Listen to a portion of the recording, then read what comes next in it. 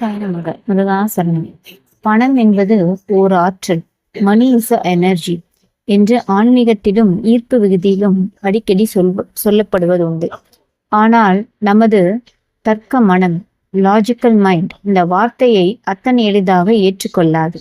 ஏனென்றால் பணம் என்பது வெறும் மையால் அச்சிடப்பட்ட ஒரு காகிதம் மட்டும்தான் என்பது மனித மூளைக்கு மிக நன்றாகவே தெரியும். ஒரு காகிதத்துக்குள் எப்படி உயிரோட்டமான ஆற்றல் இருக்க முடியும்? உண்மைதான், பணம் ஒரு ஆற்றல் என்பது ஒரு நுட்பமான ஓமை. இதை நேரடியாகவும் மேலோட்டமாகவும் புரிந்து கொள்வது மாபெரும் பிழை.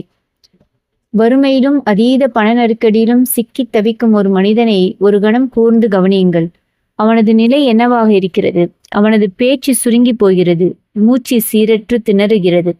அவனது மூளையில் சுரக்கும் ரசாயனங்கள் முரண்பட்டு அவனுக்கு சரியாக பசி எடுக்காது. இரவுகளில் உறக்கம் வராது.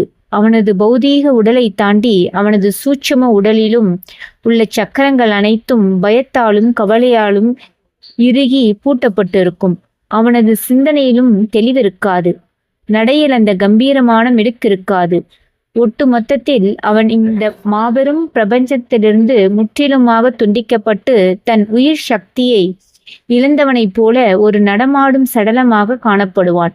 இப்போது அதே மனிதனுக்கு திடீரென்று ஒரு பெரும் தொகை பணமாக கிடைக்கிறது என்று வைத்துக்கொள்வோம். அடுத்த நொடியே அங்கே என்ன நடக்கிறது? அவனுடைய நிலைமை அப்படியே தலைகீழாக மாறுகிறது. கூன் விழுந்த முதுகு நேராகிறது.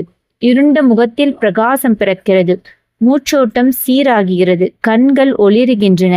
அந்த அச்சிடப்பட்ட காகிதங்கள் அவன் உடலுக்குள் சென்று இரத்தமாகவோ சதையாகவோ மாறவில்லை.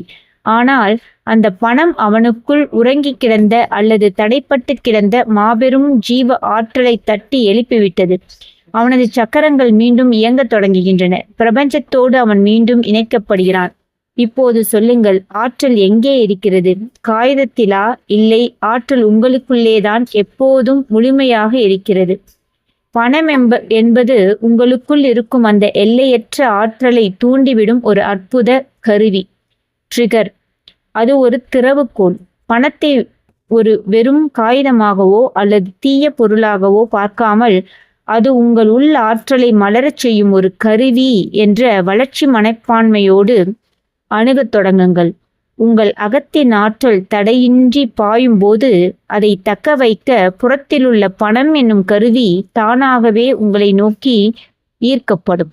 நன்றி.